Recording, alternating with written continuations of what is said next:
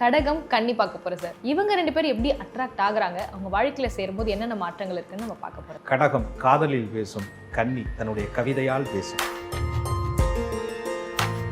அன்பும் பாசமும் கூட்டணி தான் கன்னி ராசிக்காரர்களுடைய கடகராசிக்காரர்களுடைய இணைவு. கன்னி ராசிக்காரர்களை பொறுத்தவரை கணக்கு பார்த்து அன்பு காட்டுவார்கள். கடகராசிக்காரர்களை பொறுத்தவரை கணக்கே இல்லாமல் அன்பு காட்டுவாங்க. கன்னி ராசிக்காரர்களும் கடகராசிக்காரர்களும் சண்டைக்கு பின் சமாதானமாவது ஒரு பெரிய சுவாரஸ்யமா இருக்கும். கடகராசிக்காரர்களுடைய பாசத்துல அவங்களுடைய மனக்கணக்குல நீங்க தோத்து போயிருங்க. சாதாரணமாக யோசிப்பதே அழகாக இருக்கும், ஆனால் பொருந்தாத நட்சத்திரமாக இணையும் பொழுது நீ அழகாக யோசித்தாலும் கூட தவறாக முடியும். கடகராசிக்காரர்களுக்கு இறைவன் கொடுத்த வரமே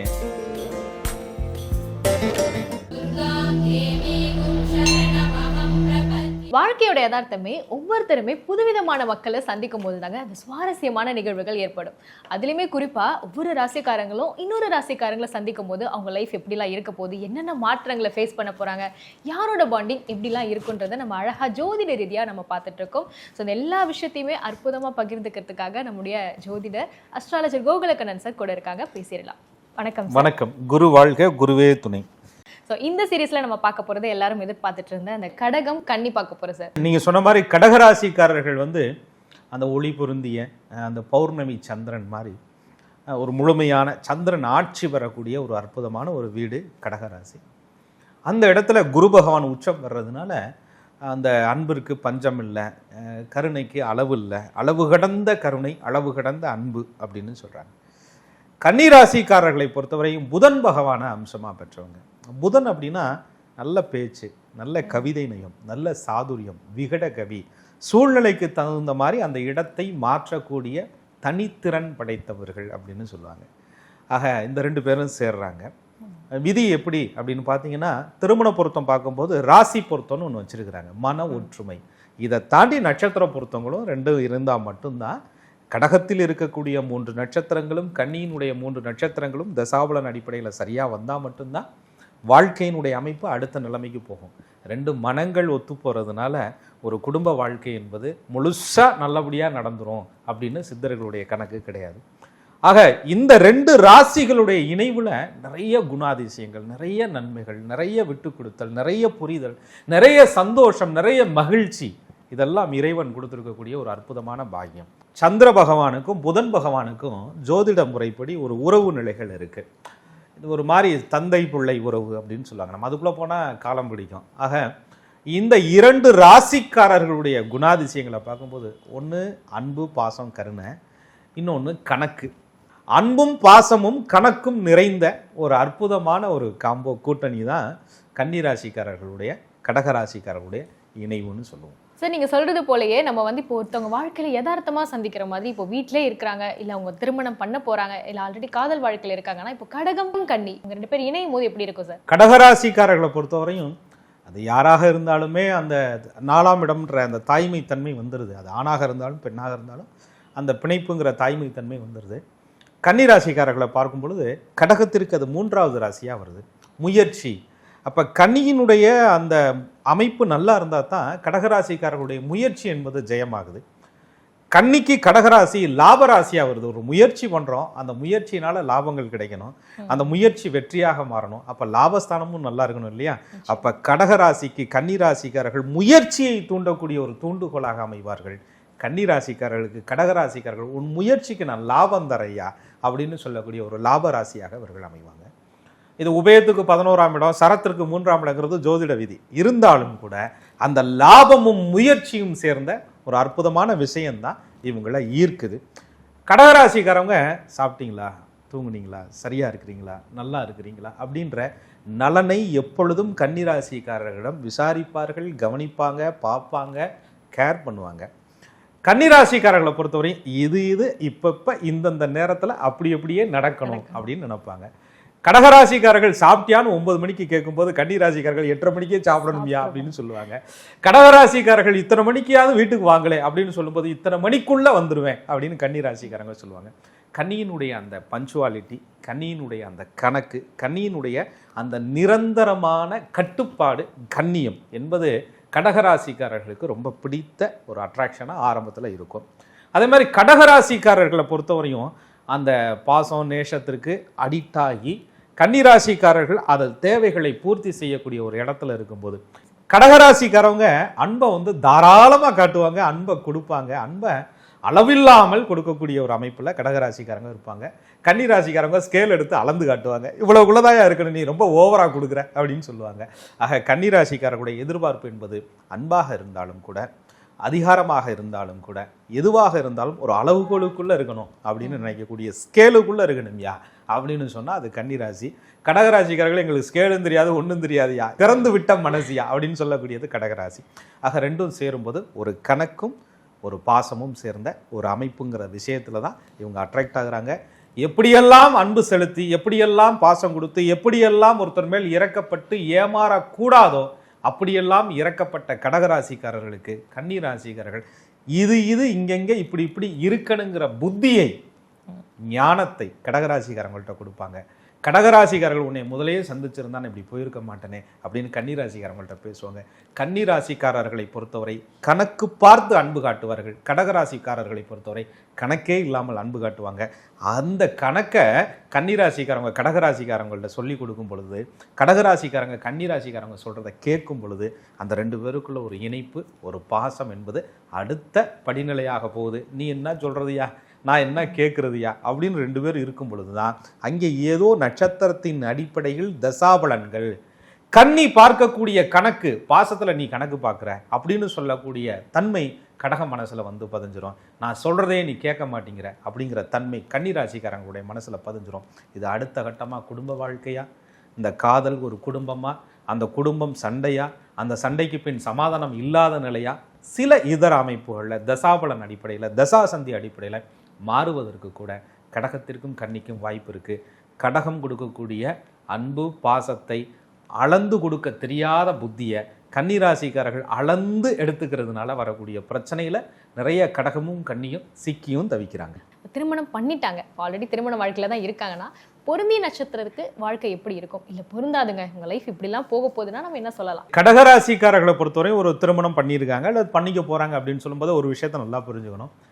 ஒரு வீடு அப்படின்னா சந்தோஷம் மட்டும் இல்லைங்க, அந்த இடத்துல வந்து எல்லா விஷயமும் அழகாக இருக்கணும், ஐஸ்வர்யமாக இருக்கணும், சுத்தமாக இருக்கணும், பளிச்சுன்னு இருக்கணும்.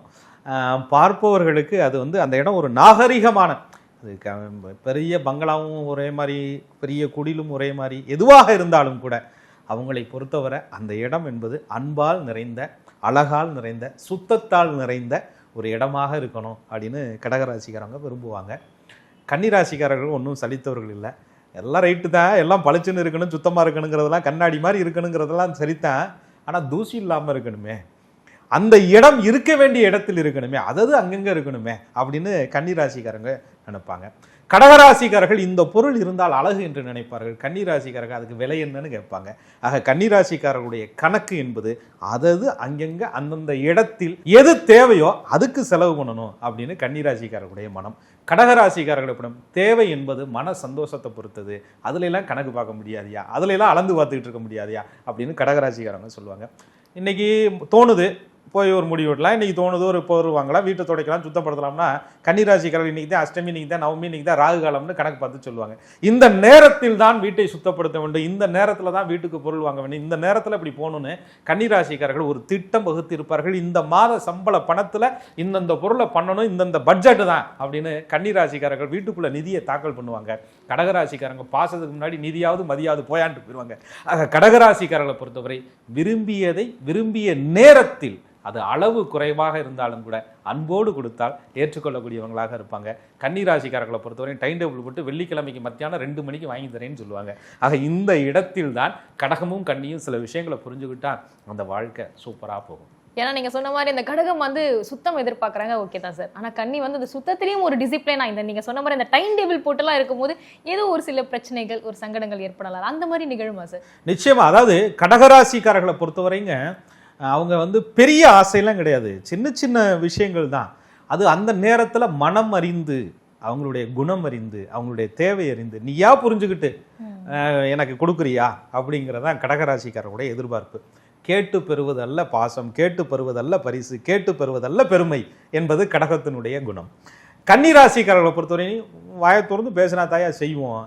வந்த மாதம் சம்பளம் வந்தால் தானே பண்ண முடியும், இதுக்குன்னா கடனை வாங்கிட்டு வர முடியும், ஏற்கனவே வாங்கின கடனுக்கு பதில் சொல்லிக்கிட்டு இருக்கான் அப்படின்னு கன்னிராசிக்காரர்கள் அதுக்குன்னு கடகராசிக்காரங்க குடும்ப பொறுப்பு இல்லை அப்படின்ற அர்த்தம் இல்லை, கஷ்டம் தெரியாதவர்கள் அப்படின்ற அர்த்தம் இல்லை, கவலை தெரியாதவர்கள் என்ற அர்த்தம் இல்லை.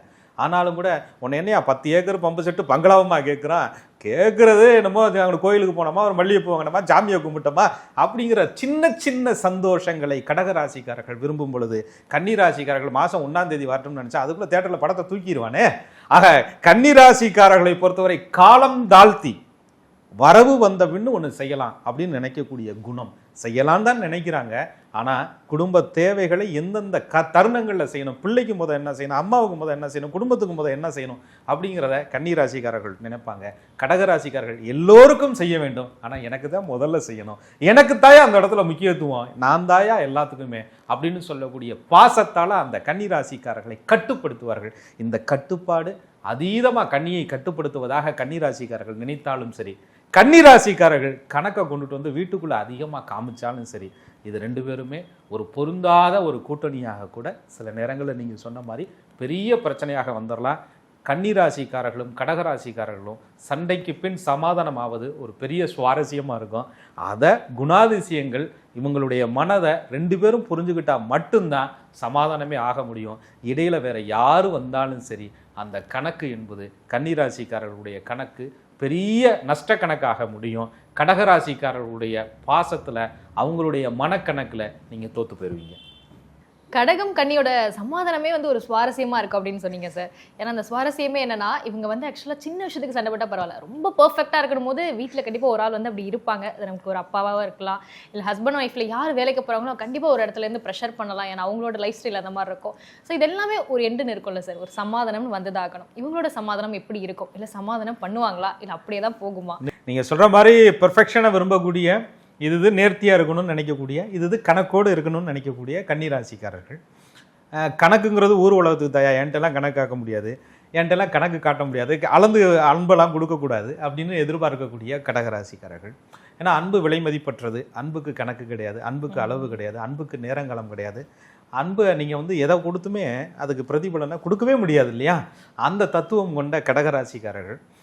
கன்னிராசிக்காரர்களை பொறுத்தவரையும் நீ இது இப்படி இருக்கணும்னு சொல்லிக்கிட்டே இருக்கிறது வந்து கடகராசிக்காரர்களுக்கு ஒரு கட்டத்தில் போர் அடிக்க ஆரம்பிச்சிடும். கன்னிராசிக்காரர்கள் குறை சொல்ல ஆரம்பிப்பதை நிறுத்தாத ஒரு குணத்தை கடகராசிக்காரர்கள்ட்ட சில நேரங்களில் வெளிப்படுத்தும் போது, குறை சொல்றதுனா வேணும்னு குறை சொல்றது கிடையாது, 2 சேர்க்கையில் சில காம்போவில் எதிர்துருவமாக இருக்கும் பொழுது இவங்க குறை சொல்ல ஆரம்பிச்சாங்கன்னா எண்டுகாடே இல்லாமல் சொல்லிக்கிட்டே இருப்பாங்க. கடகராசிக்காரர்கள் அதை பொறுத்துக்கவே முடியாது அவங்களால. ஏன்னு சொன்னால் கன்னி பொறுத்தவரையும் அதை எப்படியாவது ஒரு நேர்த்திக்கு கொண்டுட்டு வரணும் அப்படின்னு நினைக்கக்கூடிய ஒரு தன்மை. கடகத்தை பொறுத்தவரை நீ வந்து பேசி, நீ வந்து திட்டி, நீ வந்து கருத்து சொல்லிலாம் என்னை வந்து கொண்டுட்டு வரவே முடியாது. லேசான சிரிப்பு, லேசான ஸ்பரிசம், லேசான அன்பு, இதை நீ கம்மியாக கொடுத்தாலே பல மடங்கு நான் அந்த காரியத்தை கனகச்சிதமாக செஞ்சு முடிப்பையா அப்படிங்கிறது கடகத்தோட குணம்.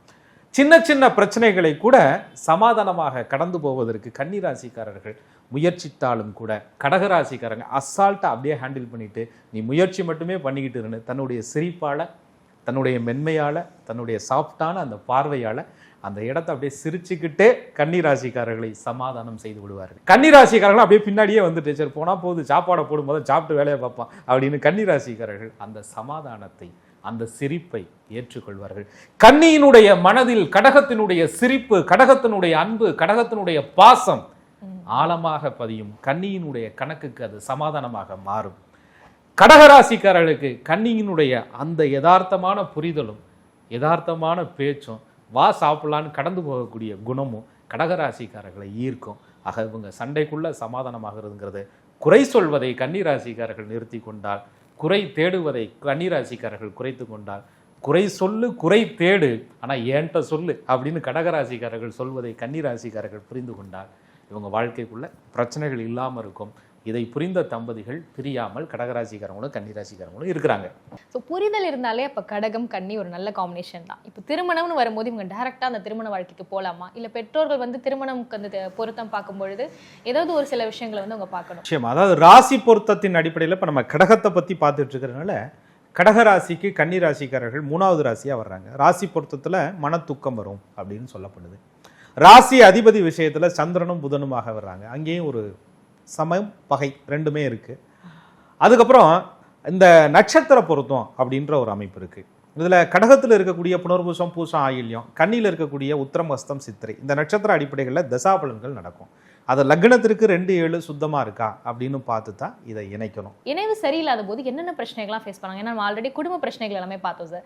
இணைவு பொருத்தம் வந்து சரியா இல்லைன்னா என்னென்ன மாதிரி பிரச்சனைகள் வரும்? திருமண பொருத்தத்தில் இருக்கக்கூடிய தம்பதிகள் ஒரு விஷயத்தை புரிச்சுக்கணும். நம்மளுடைய ராசிக்கு தகுந்த மாதிரி நம்மளுடைய மன எண்ண ஓட்டங்கள் அமையும், மனம் எதிர்பார்க்கும். இதுதான் கன்னிராசிக்காரர்களை பொறுத்தவரையும் நல்லா திங்க் பண்ணக்கூடிய ஒரு குணாதிசயம் கொண்டவர்கள், மூளைக்கு சொந்தக்காரர்கள் சொல்லுவாங்க. அப்போ எல்லாருக்கும் மூளை இல்லையான்னு கேட்டால் கன்னிராசிக்காரர்கள் அந்த புதனுடைய அம்சமாக இருக்கிறதுனால சிந்திக்கக்கூடிய திறன் அதிகமாக தன்மை கொண்டவங்க. கடகராசிக்காரங்களை பொறுத்தவரையும் மனசுல இருந்து சிந்திப்பாங்க. கன்னிராசிக்காரவங்க அவங்க கணக்குல இருந்து சிந்திப்பாங்க. அவங்க ஒரு கணக்கு வச்சுருப்பாங்க, அந்த கணக்குல இருந்து சிந்திப்பாங்க. கடகராசிக்காரர்களை பொறுத்தவரையும் ஃபீலிங்ஸ், எமோஷ்னல், இதுக்கு வந்து ரொம்ப முக்கியத்துவம் கொடுப்பாங்க. கன்னிராசிக்காரர்களை பொறுத்தவரையும் திங்கிங், அடுத்து என்ன செய்யணும் அப்படிங்கிற கணக்கு, இதுக்கு ரொம்ப முக்கியத்துவம் கொடுப்பாங்க.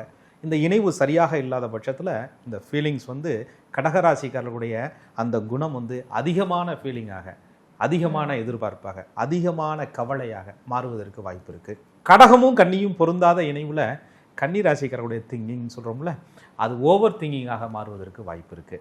நீ சாதாரணமாக யோசிப்பதே அழகாக இருக்கும், ஆனால் பொருந்தாத நட்சத்திரமாக இணையும் பொழுது நீ அழகாக யோசித்தாலும் கூட தவறாக முடியும். கடகராசிக்காரர்களை பொறுத்தவரை நீங்கள் அழகாக யோசிப்பது கூட பொருந்தாத பட்சத்திலே நீங்கள் தவறாக யோசிக்கிறீர்கள் என்று அவங்க புரிஞ்சுக்கிடுவாங்க. கடகராசிக்காரர்கள் கொடுக்கக்கூடிய அந்த ஃபீலிங்ஸ், அன்பு, பாசம், இது எல்லாமே உங்களுக்கு ஓவராக அவங்க கொடுக்குறாங்களோ, ஓவராக நம்மளை கட்டுப்படுத்துகிறாங்களோ அப்படின்னு நினைக்கக்கூடிய குணங்களோட கடகராசிக்காரங்க இருப்பாங்க.